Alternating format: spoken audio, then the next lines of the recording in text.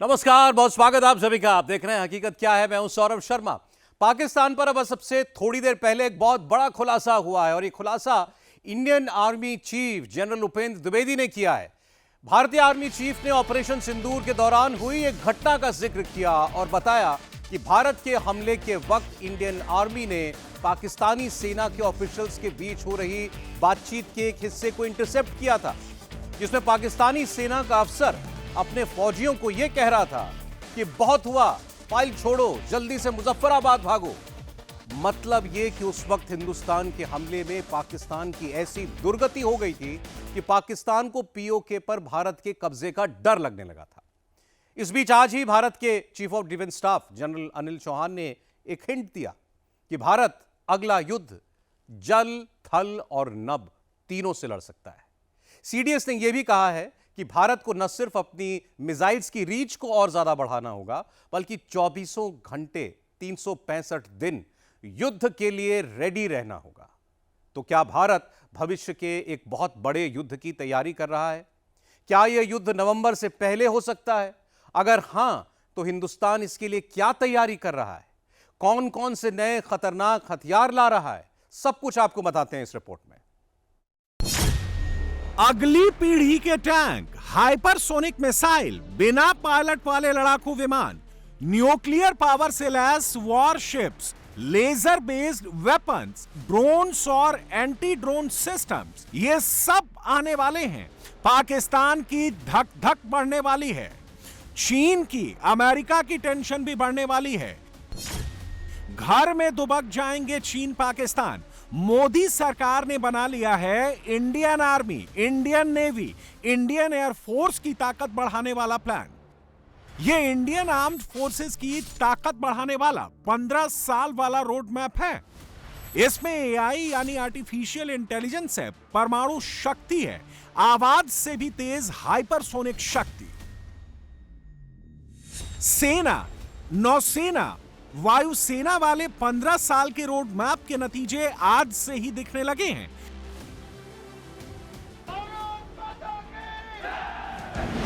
Indian navy, Indian army, Indian air force ने एक से बढ़कर एक खतरनाक हथियारों के ऑर्डर देने शुरू कर दिए हैं। और ये ऑर्डर क्यों दिए गए हैं, इसका खुलासा चीफ ऑफ डिफेंस स्टाफ ने आज कैमरे पर आकर कर दिया है। नवंबर से पहले कुछ तो बड़ा होने वाला है। सैन्य तैयारी का आंकलन इस आधार पर होता है कि हम तत्काल खतरों और भविष्य में आने वाली चुनौतियों का किस तरह से सामना कर सकते हैं। किसी भी राष्ट्र की सुरक्षा के लिए एक मजबूत सेना और किलाबंद राजधानी होना अनिवार्य है। तो ये इम्पोर्टेंस दिखाता है मिलिट्री प्रिपेयर्डनेस की। आप सबको पता है कि युद्ध का स्वरूप बदल रहा है। भविष्य में युद्ध जो है थल, जल और वायु में ही सीमित नहीं रहेगा। ये अंतरिक्ष, साइबर, इलेक्ट्रो मैग्नेटिक डोमेन, ये इलेक्ट्रोमैग्नेटिक स्पेक्ट्रम में फैल चुका है। हमारे जो दोनों विरोधी प्रतिद्वंदी हैं परमाणु हथियारों से संपन्न हैं, तो ये हमेशा एक चुनौती रहेगी कि किस तरह की हम कन्वेंशनल लड़ाई लड़ें और किस तरह के ऑपरेशन चुनें उनके साथ। सीडीएस ने भविष्य की किस चुनौती का जिक्र किया है? मजबूत सेना, मजबूत मिलिट्री तैयारी की बात क्यों कही है? फ्यूचर में जल, थल, वायु से हिंदुस्तान ऑपरेशंस करेगा। ये ऑपरेशन किसके खिलाफ होगा? आज इसके भी सबूत कैमरे पर दिख गए। वो भी एक नहीं, तीन नए सबूत मिले हैं।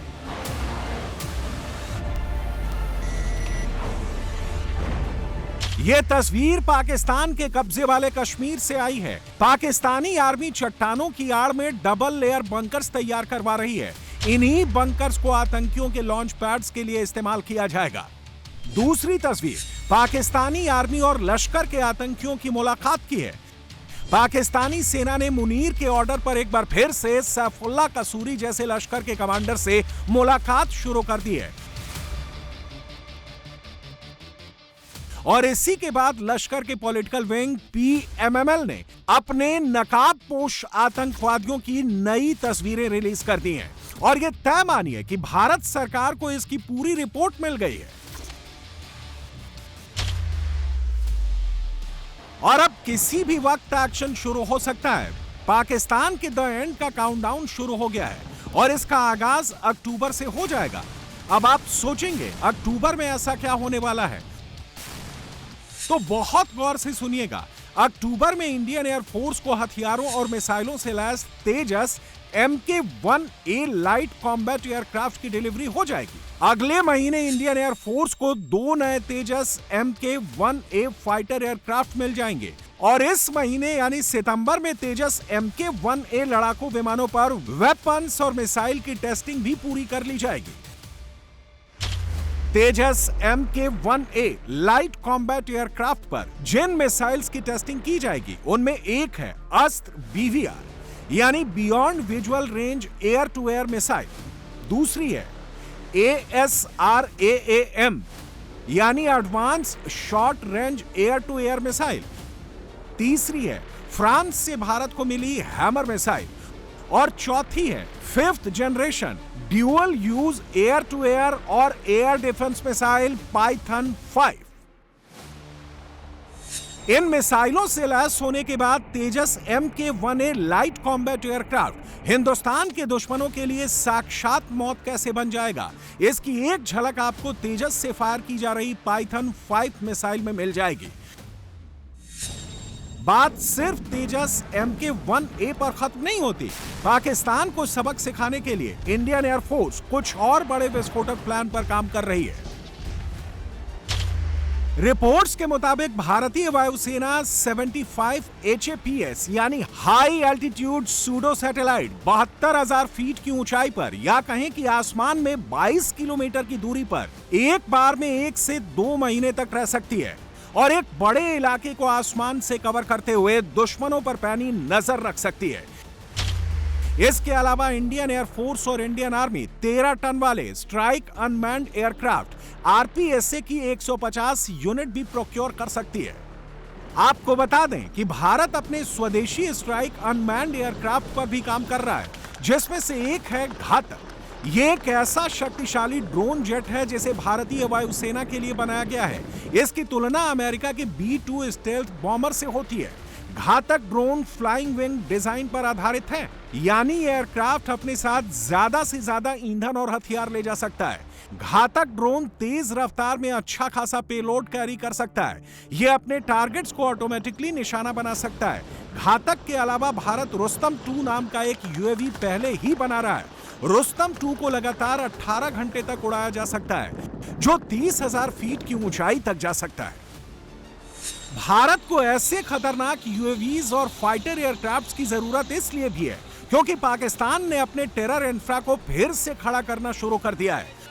ऑपरेशन सिंदूर में हिंदुस्तान ने जिस मुरीदके में लश्कर के कैंप को उड़ाया था, पाकिस्तान की सेना अब उस कैंप को बुलडोज कर रही है।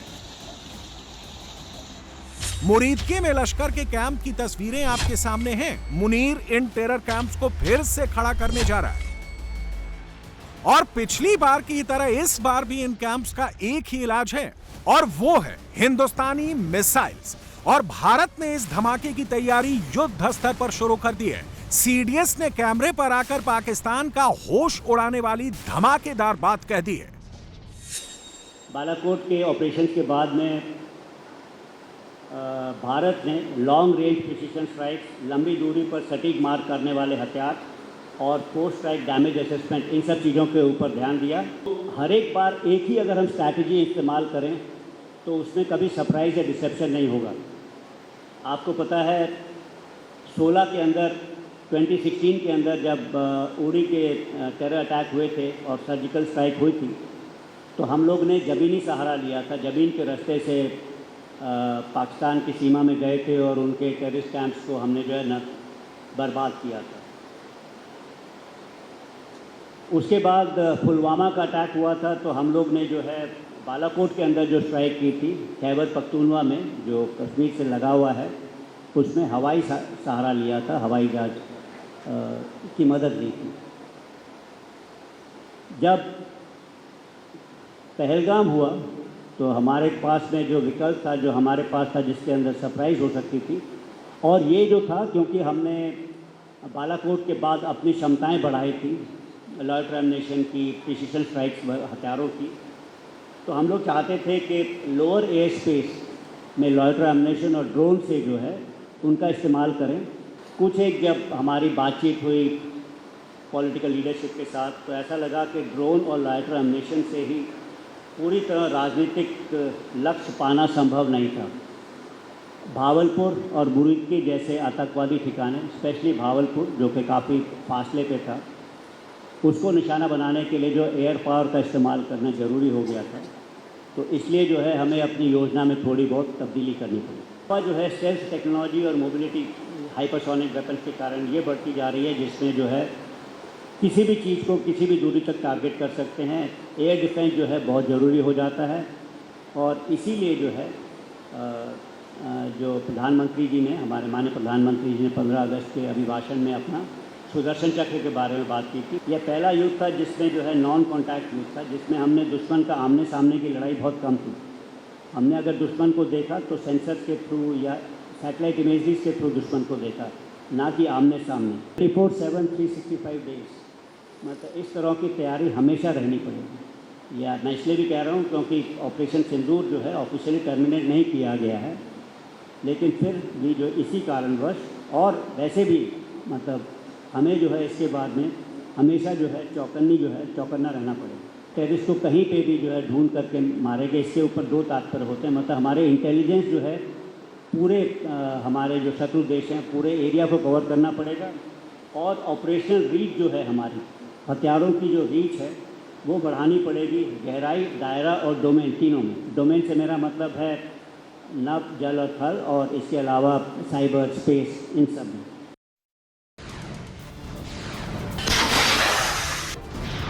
सीडीएस ने जो कहा, अगर उसे आसान भाषा में समझें तो हिंदुस्तान अब जल, थल और नभ तीनों से अगले युद्ध में उतरने जा रहा है, और इसकी तैयारी भी उसी लेवल पर हो रही है।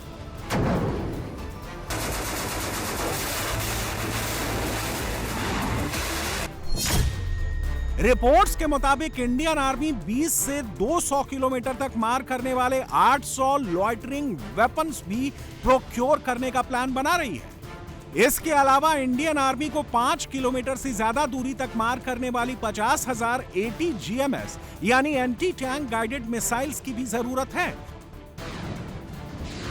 जहां तक इंडियन नेवी की बात है कि उसकी ताकत में और इजाफा करने वाला प्लान भी पूरी तरह ट्रैक पर है। अगले 5 सालों में आईएनएस विक्रांत को अपने एयर डिफेंस के लिए 250 किलोमीटर रेंज वाली इंटरसेप्टर मिसाइल मिलने वाली है। फिलहाल आईएनएस विक्रांत के पास किसी भी एरियल थ्रेट से निपटने के लिए 90 किलोमीटर की रेंज वाली MRSAM यानी medium range surface to air missile मौजूद है। हिंदुस्तान के इस फायर पावर और फ्यूचर वॉर वाले अवतार को देखकर पूरे पाकिस्तान में इस वक्त पैनिक है।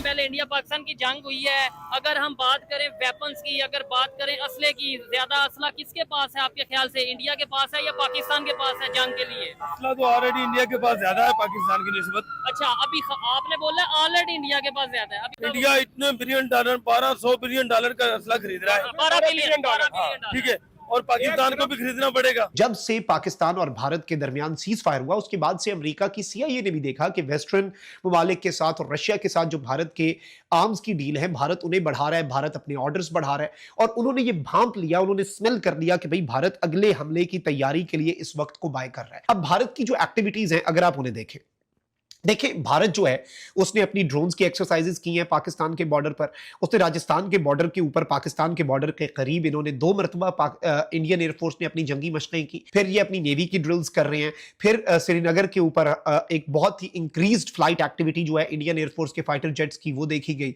फिर इंडिया जो है उसने अपना जो एयर डिफेंस सिस्टम, जो कि ड्रोन्स को मार गिराने वाली गन्स हैं, वो डिप्लॉय कर दी बॉर्डर के ऊपर। यानी भारत जो है वो लगातार इस तरह की तैयारियां कर रहा है, और कुछ गारंटर और कुछ सुलह कराने वाले मुल्कों ने भी पाकिस्तान को बताया कि भाई हमें जो चीज़ समझ आ रही है ना, आप अपनी तैयारी कर लें, हम सुलह कराने में तो थे लेकिन भारत जो है वो दोबारा से कुछ कर सकता है। भारत बड़ी खामोशी के साथ किस चीज़ की तैयारी करता हुआ नज़र आ रहा है। इसराइल का एक मिसाइल है एयर लोरा जिसका नाम है, और ये मिसाइल अपनी मुनफरिद नोयत के हवाले से किस तरह से दीगर मिसाइल जो कि पाकिस्तान के भारत के पास हैं वो किस तरह से मुनफरिद है, इसकी रेंज क्या है, इसकी सलाहियत क्या है। भारत बहुत तेज़ी के साथ अपनी जंगी क़ुव्वत को बढ़ाता हुआ नज़र आ रहा है। लेकिन पाकिस्तान की टेंशन अभी खत्म नहीं होने वाली। ये तो आने वाले दिनों में और भी ज्यादा बढ़ने वाली है, क्योंकि भारत ने अब अपनी आर्म्ड फोर्सेस के लिए 15,000 वाला फ्यूचर रोड मैप भी जारी कर दिया है। अंतरिक्ष में युद्ध की तैयारी से लेकर आर्टिफिशियल इंटेलिजेंस, बिना पायलट वाले सिस्टम और डायरेक्ट एनर्जी वेपन जुटाने तक हर चीज पर जोर दिया जा रहा है। इस फ्यूचर प्लान के तहत भारतीय नौसेना के लिए परमाणु ऊर्जा से चलने वाले जहाजों के इंतजाम की तैयारी है। थल सेना के लिए नई पीढ़ी के टैंक बनाए जाएंगे। ऐसे ड्रोन बनाए जाएंगे जो स्टील्थ होंगे, यानी ये दुश्मन की नजरों से बचे रहेंगे और बिना पायलटों के ही दुश्मन पर कहर बनकर टूट पड़ेंगे। इसके अलावा सेनाओं के लिए हाइपरसोनिक मिसाइलें और लेजर वाले हथियारों के साथ साथ ड्रोन को मार गिराने वाले एयर डिफेंस सिस्टम भी तैयार किए जाएंगे। आने वाले 15 सालों में 200 से ज्यादा अलग अलग किस्म के अत्याधुनिक तकनीक पर आधारित हथियार और तकनीक जुटाने की तैयारी हो चुकी है। और युद्ध स्तर पर यह तैयारी क्यों की जा रही है? पाकिस्तान का अंत कितना करीब है, इसका एक है आज यूपी के सीएम योगी आदित्यनाथ ने दिया है। आचार्य चाणक्य ने एक बात कही थी कि कोई भी राष्ट्र बाह्य रूप से असुरक्षित हो और आंतरिक रूप से उसमें अगर उपद्रव हो तो राष्ट्र अराजक कहलाता है, और अराजक राष्ट्र बहुत शीघ्र समाप्त हो जाता है। यानी अराजक राष्ट्र की स्थिति वैसे ही होती है जैसे आज आप पाकिस्तान की स्थिति देखते होंगे। पूरी तरह अंदर से खोखला हो चुका है, अस्त व्यस्त हो चुका है। ये अराजकता किसी भी राष्ट्र को दुर्गति के कगार पर ले जा करके उसके अस्तित्व के सामने प्रश्न चिन्ह खड़ा कर सकता है। धरती हमारी माता है, हम सब इसके पुत्र हैं। माता भूमि पुत्रो हम पृथिव्या। धरती हमारी माता है तो मां के साथ कोई भी सुयोग्य पुत्र किसी भी प्रकार की छेड़छाड़ और अराजकता को बर्दाश्त नहीं कर सकता है। कोई भी पुत्र नहीं कर सकता है। अगर भारत की आन मान और शान के साथ कोई दुस्साहस करेगा तो हर भारतवासी उठ करके खड़ा होगा। पाकिस्तान नाम की समस्या के समाधान के लिए ही इंडियन आर्मी ड्रोनाथॉन कर रही है। हर रोज नए नए एक्सपेरिमेंट कर रही है। रियल टाइम मॉनिटरिंग से लेकर रियल टाइम बैटल की प्रैक्टिस तक, एयर डिफेंस से लेकर एरियल अटैक तक युद्ध स्तर पर तैयारी हो रही है। भारतीय सेना शॉर्ट टर्म नहीं, लॉन्ग टर्म वाले प्लान पर काम कर रही है। अब की बार ऑपरेशन सिंदूर से भी बड़े ऑपरेशन के लिए खुद को रेडी कर रही है। So in Op Sindoor, this was something which was an untold story. And as you are aware that by mistake when the list came out from the opposite side that how many have been given the posthumous awards, I can say that most of the credit should go to the line of control. So that is how it began. To the extent that when we got some kind of a small excerpts, it said, "बहुत हुआ, file छोड़ो, जल्दी से मुजफ्फराबाद भागो." So that was the kind of onslaught which took place. Advance network और खुफिया जानकारी जुटाने में सक्षम कम से कम 400 हल्के टैंक और 1800 से ज्यादा अगली पीढ़ी के मेन बैटल टैंक्स को प्रोक्योर करने पर काम चल रहा है। इसी तरह भारतीय सेना स्क्रैम जेट प्रोपेल्शन तकनीक वाले कम से कम 500 हाइपरसोनिक मिसाइलों को जल्द से जल्द हासिल करना चाहती है। 1500 किलोमीटर रेंज तक की मारक क्षमता वाले 60,000 फीट की ऊंचाई से मिशन को अंजाम देने वाले 70 हेल यूएवी को प्रोक्योर करने की दिशा में काम हो रहा है। 20 किलोमीटर की रेंज वाले 800 से ज्यादा loitering weapon, 400 UAV precision guided missile, 700 robotic counter improvised explosive device, 3000 vehicle mounted infantry mortar system, इन सबको सेना में जल्द से जल्द शामिल करने वाला रोड मैप रेडी किया गया है। और ऐसा जल्द से जल्द करना क्यों जरूरी है, ये आज सीडीएस ने अच्छे से समझा दिया। दुनिया में एक युद्ध चल रहा है और यह युद्ध रातों रात बढ़ सकता है। रूस और यूक्रेन का युद्ध धीरे धीरे अब पूरे यूरोप में फैल सकता है। उसकी वजह यूरोपियन यूनियन की यूक्रेन को सेफ्टी की गारंटी है। दरअसल यूक्रेन को यूरोप के 26 देशों ने अब उसकी सेफ्टी की गारंटी दी है। ये 26 देश यूक्रेन में अपने सैनिक भेजेंगे। पेरिस में यूरोपियन यूनियन के लीडर्स की एक मीटिंग हुई जिसमें France, Germany, Poland, Baltic countries और अमेरिका से ट्रंप के खास दोस्त स्टीव विटकॉफ ये भी शामिल हुए थे। इस मीटिंग के बाद फ्रांस के राष्ट्रपति इमैनुअल मैक्रोन ने कहा कि इन 26 देशों ने यह वादा किया है कि वो यूक्रेन को भरोसा दिलाने के लिए अपनी सेना को वहां तैनात करेंगे, जिसमें इन देशों की एयरफोर्स और आर्मी, नेवी इनके जवान होंगे। इसके बाद पुतिन ने कहा है कि अगर एक सैनिक भी आया तो जिंदा नहीं जाएगा, जिसके बाद से यूरोप के देशों ने अब तैयारियां तेज कर दी हैं। फ्रांस ने अपने अस्पतालों को अलर्ट कर दिया है। एक साथ सैकड़ों घायलों के इलाज का इंतजाम तैयार रखने के लिए कहा गया है। तो क्या दुनिया के बड़े देश अब पूरी दुनिया समेत एक बड़े युद्ध की तरफ जा रहे हैं? एक बड़ा युद्ध अब होना ही है क्या?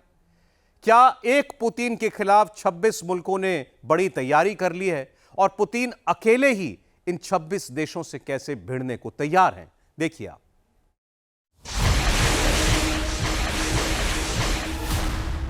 ज़ेलेंस्की ने नो बोला।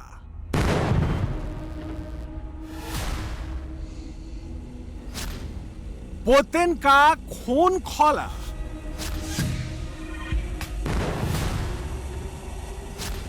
यूरोप सेफ्टी देने को बोला। पुतिन बोले मारो गोला।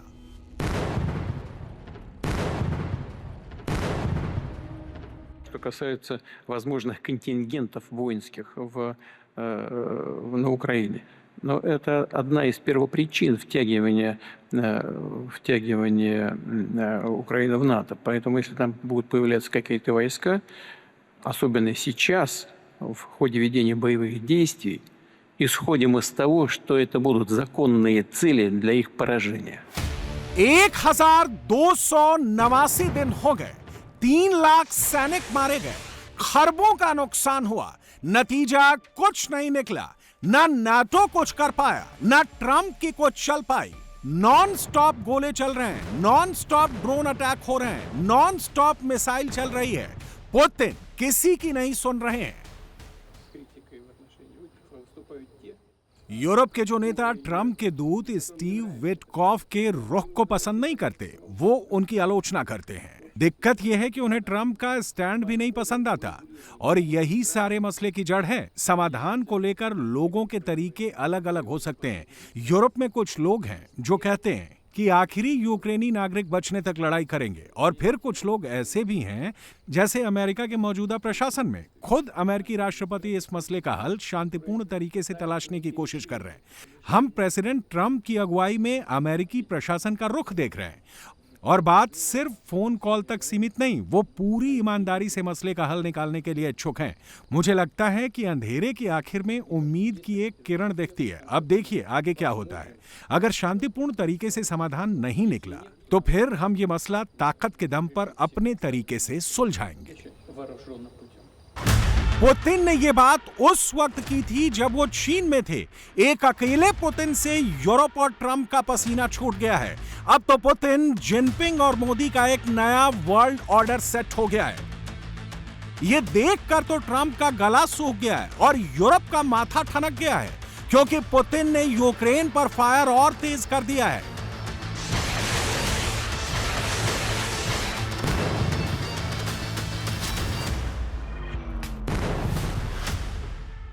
3 सितंबर को जब पुतिन चीन में थे तब यूक्रेन पर रूस ने 500 से ज्यादा ड्रोन से हमला किया, 24 मिसाइलें मारी।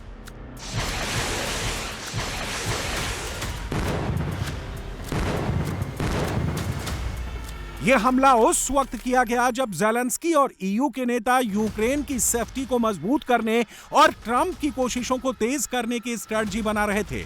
पुतिन गोले चलवा रहे थे। रूस ने पश्चिम और मध्य यूक्रेन को टारगेट किया, उत्तर पूर्वी यूक्रेन के खार्किव में ड्रोन अटैक किया। चेर्निहिव के पास डेनमार्क के कैंप पर रूसी मिसाइल गिरी। चेर्निहिव में इस्कंदर मिसाइल से ड्रोन के प्रक्षेपण यूनिट को तबाह किया। द्नीप्रोपेट्रोव्स्क के नोवोसेलिविका गांव पर नियंत्रण कर लिया। मतलब यह है कि पुतिन के दिमाग में यूक्रेन को लेकर लाइन एकदम क्लियर है।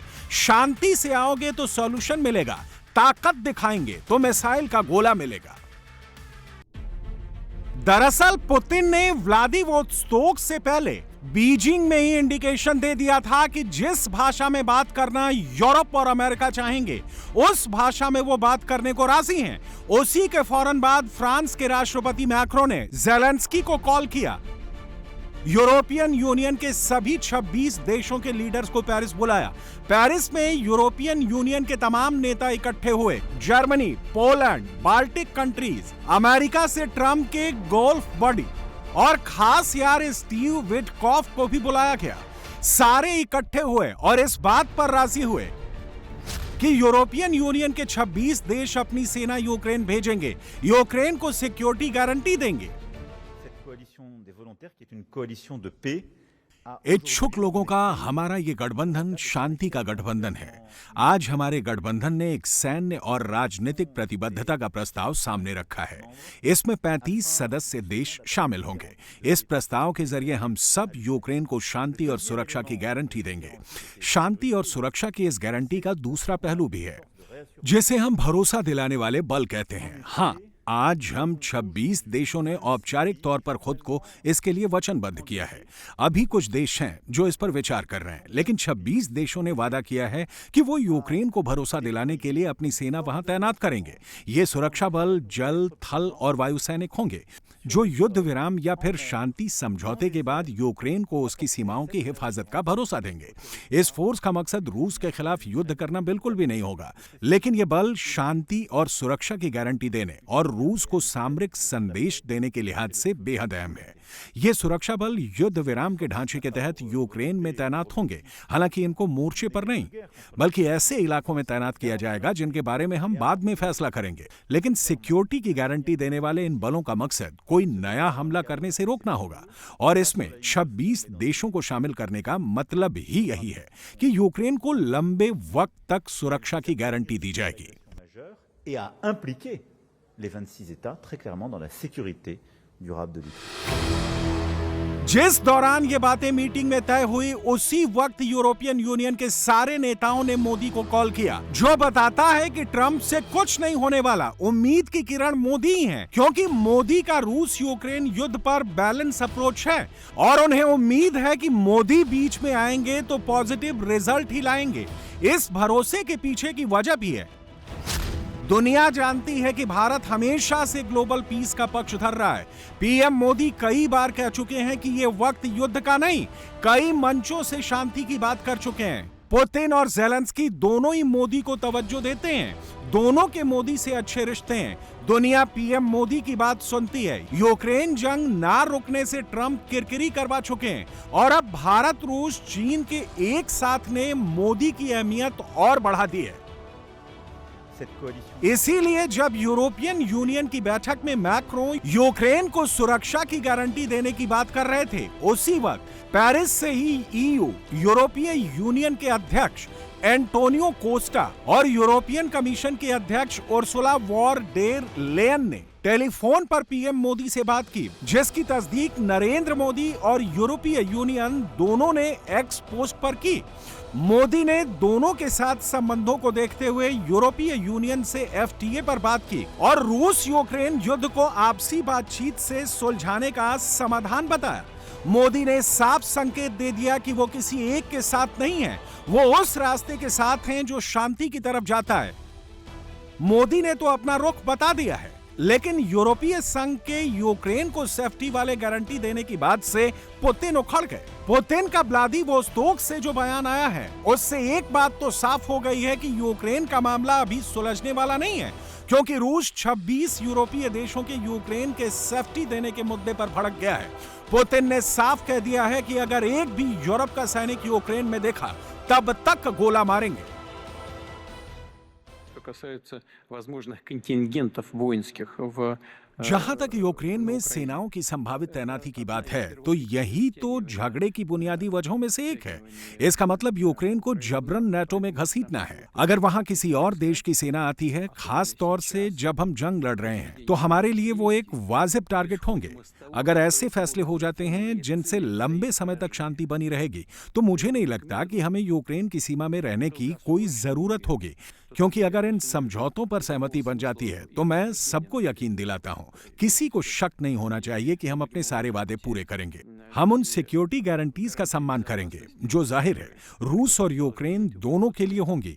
मैं दोहरा रहा हूं कि रूस अपने वादे पूरे करेगा, लेकिन अब तक किसी ने इन बातों पर हमसे गंभीरता से चर्चा नहीं की है। во всяком случае с нами вот на серьезном уровне пока это никто не обсуждал. पुतिन 26 देशों को अकेले चैलेंज कर रहे हैं और पुतिन ने यह भी संदेश दे दिया है कि शांति समझौता होगा तो उनकी शर्तों पर होगा और उनकी सुझाई जगह पर होगा। Украинская сторона хочет этой встречи. यूक्रेन के नेता मुझसे मुलाकात करना चाहते हैं और उन्होंने ऐसी मीटिंग का सुझाव दिया है। मैं कहता हूं कि मैं तैयार हूं, आइए हम आपको काम करने और सुरक्षा के लिए अच्छी सुविधाएं देंगे 100% गारंटी के साथ। लेकिन अगर हमसे ये कहा जाएगा कि हम मिलना तो चाहते हैं लेकिन आपको मुलाकात के लिए वहां जाना पड़ेगा, तो मुझे लगता है कि हमसे ये गुजारिश करना गैर वाजिब होगा। मैं दोहरा रहा हूं कि अगर कोई मिलना चाहता है तो हम तैयार हैं। ऐसी मुलाकात की सबसे अच्छी जगह रूस की राजधानी और शहरों का नायक मॉस्को है। Столица Российской Федерации, город-герой Москва. लेकिन लगता नहीं है कि मामला सुलझने वाला है, क्योंकि इसके बाद ज़ेलेंस्की ने मैक्रो के साथ प्रेस कॉन्फ्रेंस की। डायलॉग तो दिया कि वो शांति के लिए तैयार हैं, पुतिन से मिलना भी जरूरी है, लेकिन मॉस्को नहीं जाएंगे। Зустріч потрібна. Це не про бажання. मेरे और पुतिन के बीच बैठक होने की जरूरत है। ये बात इच्छा की नहीं है, ये जरूरत का मसला है। हम किसी भी तरह की बैठक के लिए तैयार हैं। ये रूस के साथ आमने सामने की बैठक हो या फिर कोई तीसरा देश भी इसमें शामिल हो, हम तैयार हैं। मुझे लगता है कि रूस ये बैठक टालने के लिए हर संभव कदम कोशिश कर रहा है। हमारे अमेरिकी साथियों ने मुझे ये बताया है कि पुतिन ने मुझे मॉस्को आने का निमंत्रण दिया है। मेरा मानना है कि अगर रूस नहीं चाहता है कि ये मीटिंग हो, तो उनको बस मुझसे ये कहना होगा कि मीटिंग के लिए मॉस्को आ जाएं। Бажання закінчення війни. ना ज़ेलेंस्की झुक रहे हैं, ना पुतिन रुक रहे हैं। मजेदार बात यह है कि 24 घंटे के भीतर रूस यूक्रेन युद्ध खत्म करने का दावा करने वाले ट्रंप अब पुतिन की दोस्ती का हवाला दे रहे हैं। After your phone call with Ukrainian President Zelensky today, do you plan to speak with Russia's President Putin in the near future? I will be, yeah, I will be. We're having a very good dialogue. लेकिन Trump को पता है कि इस बार पाला कायदे के लोगों से पड़ा है। सारी दादागिरी हवा हो गई है। ना जिनपिंग कुछ समझ रहे हैं और ना मोदी भाव दे रहे हैं, और पुतिन अपने मन की कर रहे हैं। 24 घंटे के भीतर ही ट्रंप की जुबान बदल गई। पुतिन से कॉल करने का हवाला देने वाले ट्रंप कह रहे हैं कि चीन के चक्कर में रूस भारत को खो दिया। ट्रंप आज क्या कहेंगे, कल क्या कहेंगे, कोई नहीं जानता है। ट्रंप को दुनिया सीरियसली भी नहीं ले रही है। चीन, भारत और रूस तो एकदम नहीं ले रहे हैं। और जिस तरह से ज़ेलेंस्की, यूरोपियन यूनियन और पुतिन अपनी बात पर अड़े हैं, रूस यूक्रेन युद्ध के रुकने की उम्मीद फिलहाल तो नजर नहीं आ रही है।